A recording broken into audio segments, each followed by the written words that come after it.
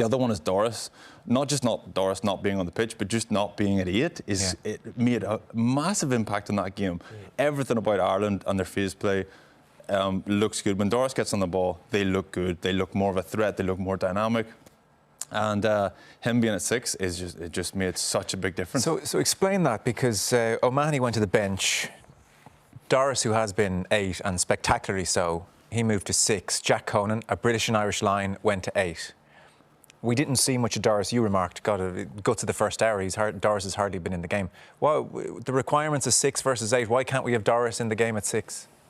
Yeah, you just, at 8, you have a little bit more freedom to pick and choose your moments to join rucks off first, second, third phase.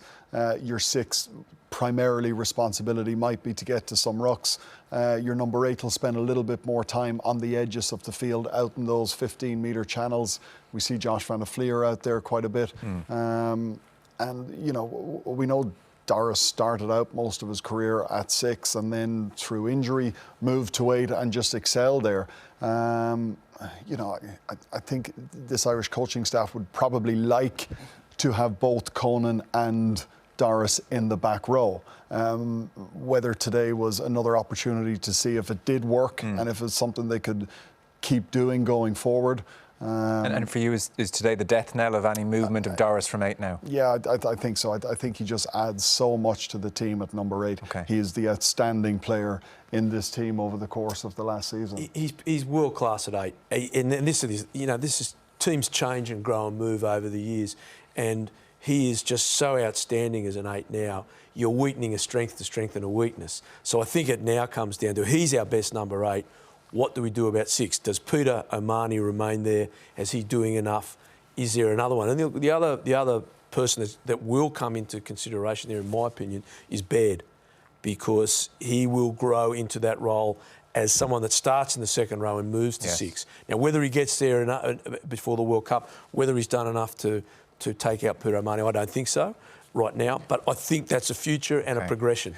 Well, he's a bad year with injuries, he has. Baird, so maybe he might make a late dash. They're giving him a lot of opportunities to ensure that he gives himself the very best possibility of starting. And not all players get that. Yes, you know, they see his potential clearly. Well, he's got an enormous amount of potential, enormous.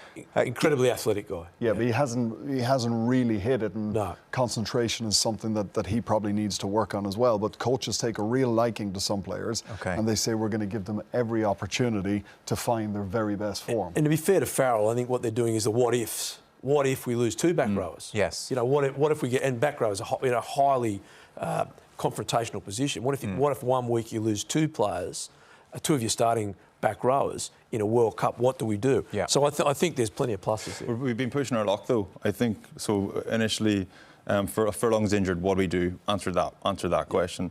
9, 10, answer those questions. Henshaw's out. Answer that question. And it has to get to the point where it starts to make an impact. And I think we saw that today. Without Ringrose, we struggle. And without Doris at 8, I think we struggle.